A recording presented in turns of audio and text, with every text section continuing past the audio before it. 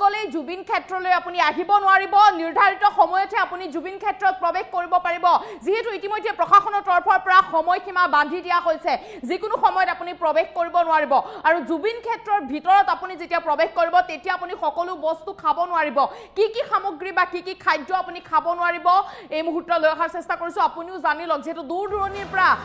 বহু লোক আহে বহু অনুৰাগী আহে জুবিন ক্ষেত্ৰলৈ বুলি গতিকে জানি লওক কি এছঅপি জাৰি কৰা হৈছে জুবিন ক্ষেত্ৰক লৈ যেহেতু জাৰি কৰা হৈছে নতুন এছঅপি বান্ধি দিয়া হৈছে সময়সীমা যিকোনো সময়ত বা যিকোনো মুহূৰ্তত আপুনি প্ৰৱেশ কৰিব নোৱাৰিব জুবিন ক্ষেত্ৰত মন গ'লেই জুবিন ক্ষেত্ৰত থাকিব নোৱাৰিব এতিয়াৰে পৰা অনুৰাগীসকল এয়া অনুৰাগীসকলৰ বাবে ডাঙৰ খবৰ জুবিন অনুৰাগীৰ বাবে ডাঙৰ খবৰ দৰ্শনাৰ্থীৰ বাবে পুৱা 6 বজাৰ পৰা 10 বজালৈকেহে খোলা থাকিব জুবিন ক্ষেত্ৰ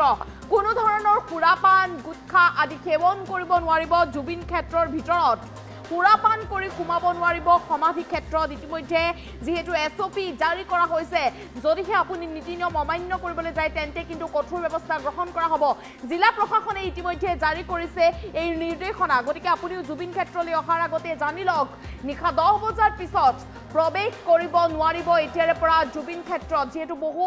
অনুৰাগী নিশাটো উৰেটো নিশা জুবিন ক্ষেত্ৰত থাকে বুলি ইতিমধ্যে জানিব পৰা গৈছে পুৱতি নিশাও আহে বহু অনুৰাগী গতিকে সেই সকল অনুৰাগীৰ বাবে এই মুহূৰ্তত আটাইতকৈ ডাঙৰ খবৰ দূৰ দূৰণিৰ পৰা বহু অনুৰাগী আহে জুবিন ক্ষেত্ৰলৈ গতিকে আপুনি জুবিন ক্ষেত্ৰলৈ অহাৰ আগতে জানি লওক কি এছঅপি নতুন যেহেতু নীতি নিৰ্দেশনা জাৰি কৰা হৈছে প্ৰশাসনৰ তৰফৰ পৰা নীতি নিয়ম অমান্য কৰিলেই কিন্তু কঠোৰ ব্যৱস্থা গ্ৰহণ কৰা হ'ব নিশা 10 বজাৰ পিছত জুবিন ক্ষেত্ৰত এতিয়াৰে পৰা আৰু প্ৰৱেশ কৰিব নোৱাৰিব অনুৰাগীসকলে 10 বজাৰ পিছত বন্ধ কৰি দিয়া হ'ব জুবিন ক্ষেত্ৰৰ প্ৰৱেশদ্বাৰ জুবিন ক্ষেত্ৰত প্ৰৱেশ কৰিব নোৱাৰিব আৰু মন গ'লেই জুবিন ক্ষেত্ৰত থাকিব নোৱাৰিব অনুৰাগীসকল বহু অনুৰাগী ইতিমধ্যে জানিব পৰা মতে জুবিন ক্ষেত্ৰত উৰেটো নিশা থাকি যায় নিশা থাকে পুৱতি নিশা আহে জুবিন ক্ষেত্ৰলৈ বুলি গতিকে সেই সকল অনুৰাগীৰ বাবে এই মুহূৰ্তত আটাইতকৈ ডাঙৰ খবৰ এতিয়াৰে পৰা আৰু মন গ'লেই জুবিন ক্ষেত্ৰত আপুনি থাকিব নোৱাৰিব সুৰাপান সেৱন কৰি জুবিন ক্ষেত্ৰত প্ৰৱেশ কৰিব নোৱাৰিব গুটখা খাব নোৱাৰিব যেহেতু বহু গুটখাৰ পেকেট পোৱা গৈছে বুলি ইতিমধ্যে অভিযোগ উত্থাপন কৰা হৈছে জুবিন ক্ষেত্ৰত গতিকে জুবিন ক্ষেত্ৰলৈ যদি আপুনি আহিম বুলি ভাবিছে গুটখা আনিব নোৱাৰিব লগত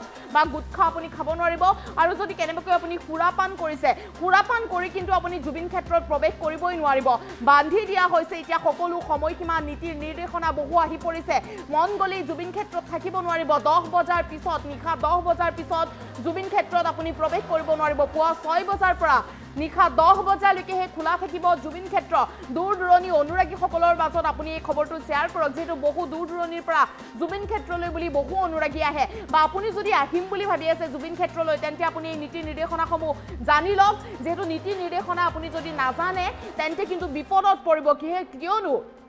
বহু দূৰ দূৰণিৰ পৰা জুবিন ক্ষেত্ৰলৈ বুলি অনুৰাগীসকল আহে গতিকে জুবিন ক্ষেত্ৰলৈ যদি আপুনি আহিম বুলি ভাবিছে পুৱা 6 বজাৰ পৰা নিশা 10 বজাৰ ভিতৰতহে আপুনি প্ৰৱেশ কৰিব পাৰিব 10 বজাৰ পিছত যদি আপুনি ভাবিছে যে নিশা 10 বাজি যোৱাৰ পিছত যাম জুবিন ক্ষেত্ৰলৈ তেন্তে আপুনি ভুল ভাবিছে নোৱাৰিব নিশা 10 বজাৰ পিছত আপুনি জুবিন ক্ষেত্ৰত প্ৰৱেশ কৰিব নোৱাৰিব ইয়াৰ উপৰি আপুনি যদি সুৰা সেৱন কৰি আহিছে সুৰা সেৱন কৰিলে কিন্তু জুবিন ক্ষেত্ৰত প্ৰৱেশ কৰিব নোৱাৰিব যিসকল সুৰা পায় সেইসকলে জুবিন ক্ষেত্ৰলৈ যাব নোৱাৰিব তেওঁলোকৰ প্ৰৱেশত বাধা আৰোপ কৰা হৈছে ইতিমধ্যে যেহেতু জিলা প্ৰশাসনৰ তৰফৰ পৰা এই নীতিৰ নিৰ্দেশনা জাৰি কৰা হৈছে গতিকে সুৰা যিসকল সুৰা পাই আছে সুৰা সেৱন কৰে সুৰা সেৱন কৰি জুবিন ক্ষেত্ৰত প্ৰৱেশ কৰিব নোৱাৰিব আৰু জুবিন ক্ষেত্ৰত আপুনি প্ৰৱেশ কৰোঁতে গুটখা লগত আনিব নোৱাৰিব গুটখা খাবও নোৱাৰিব গুটখা পেকেট আপুনি পেলাবও নোৱাৰিব আৰু খাবও নোৱাৰিব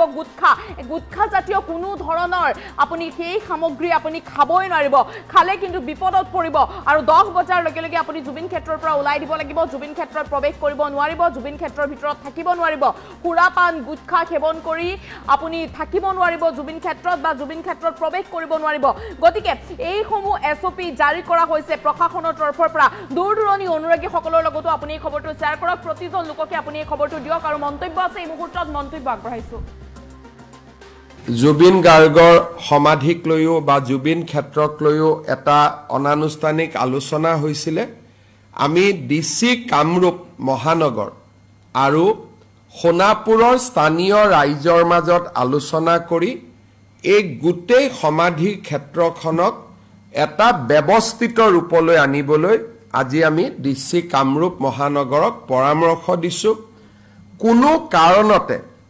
এই জুবিন ক্ষেত্ৰত মদ খোৱা মানুহ বা মদ সেৱন কৰাৰ কোনো ব্যৱস্থা যাতে হ'ব নোৱাৰে তাৰ বাবে আমি কঠোৰ পদক্ষেপ ল'বলৈ আজি আমি কামৰূপ জিলা মহানগৰৰ উপায়ুক্তক আমি পৰামৰ্শ দিছোঁ কিন্তু তাৰ নীতি নিয়ম কি হ'ব এই ক্ষেত্ৰত সোণাপুৰৰ স্থানীয় ৰাইজ কামৰূপ জিলাৰ উপায়ুক্ত বা আয়ুক্ত তেখেতসকলে আলোচনা কৰি ইয়াৰ ডিটেইল সিদ্ধান্ত ল'ব আমি মাত্ৰ অন প্ৰিন্সিপল কৈছোঁ যে জুবিন গাৰ্গক যাতে যিকোনো কাৰণতে মদৰ লগত তেখেতৰ যাতে ইমেজ 100 বছৰ পিছত নতুন প্ৰজন্মৰ মাজত এজন গায়ক হিচাপে আমি ৰাখিব পাৰোঁ সংগীতজ্ঞ হিচাপে ৰাখিব পাৰোঁ সাংস্কৃতিক সম্পদ হিচাপে ৰাখিব পাৰোঁ জাতিৰ সম্পদ হিচাপে ৰাখিব পাৰোঁ 100 বছৰ পিছত যাতে কোনো এজন ডেকা লৰাই নতুন প্ৰজন্মই ক'ব নোৱাৰে যে মদৰ লগত জুবিন গাৰ্গৰ সম্পৰ্ক কি আছিল কাৰণ ই সঁচাও নহয় তেওঁ 24 ঘণ্টা মদ খাই কেতিয়াও থকা নাছিল এইটো এটা ভুল ধাৰণা এটা এছাম লোকে গৈ সোণাপুৰত সৃষ্টি কৰিব খুজিছে তাৰ বিৰুদ্ধে চৰকাৰে কঠোৰ পদক্ষেপ ল'বলৈ সিদ্ধান্ত গ্ৰহণ কৰিছে কাৰণ আমি জুবিনক শিল্পী হিচাপে জীয়াই ৰাখিব খোজো সাংস্কৃতিক সম্পদ হিচাপে জীয়াই ৰাখিব খোজো জ্যোতি বিষ্ণু ভূপেন হাজৰিকাক অসমৰ ৰাইজে যেনেকৈ জীয়াই ৰাখিছে তেনেকৈ আমি জুবিন গাৰ্গক জীয়াই ৰাখিব খোজো যাতে জ্যোতি প্ৰসাদক যেনেকৈ আজিও মানুহে মনত ৰাখে বিষ্ণু প্ৰসাদ ৰাভাক যেনেকৈ মনত ৰাখে বিষ্ণু প্ৰসাদ ৰাভাই কেতিয়াবা মদ খাইছিল নাই খোৱা তাক মানুহে আলোচনা নকৰে ভূপেন হাজৰিকাই মদ খাইছিল নাই খোৱা তাক কেতিয়াও মানুহে আলোচনা নকৰে তেওঁলোকৰ পৰিচয় হৈছে অসমৰ সাংস্কৃতিক জীৱনলৈ দি যোৱা বিশাল অৱদান আমি জুবিন গাৰ্গকো তেনেকুৱা এজন নমস্য ব্যক্তিৰ শাৰীলৈ লৈ যোৱাটো প্ৰতিজন অসমীয়াৰ দায়িত্ব এছাম লোকে যি এক উদ্ভণ্ডালী পৰিৱেশ সৃষ্টি কৰিছে তাৰ বিৰুদ্ধে চৰকাৰে ডিচি কামৰূপ আৰু গুৱাহাটীৰ পুলিচ আয়ুক্তক কঠোৰ হ'বলৈ নিৰ্দেশ দিছে কেবিনেটত মোটামুটি আজি লোৱা সিদ্ধান্ত এইকেইটা জুবিন গাৰ্গৰ সমাধিক লৈও বা জুবিন ক্ষেত্ৰক লৈও এটা অনানুষ্ঠানিক আলোচনা হৈছিলে আমি ডিচি কামৰূপ মহানগৰ আৰু সোণাপুৰৰ স্থানীয় ৰাইজৰ মাজত আলোচনা কৰি এই গোটেই সমাধি ক্ষেত্ৰখনক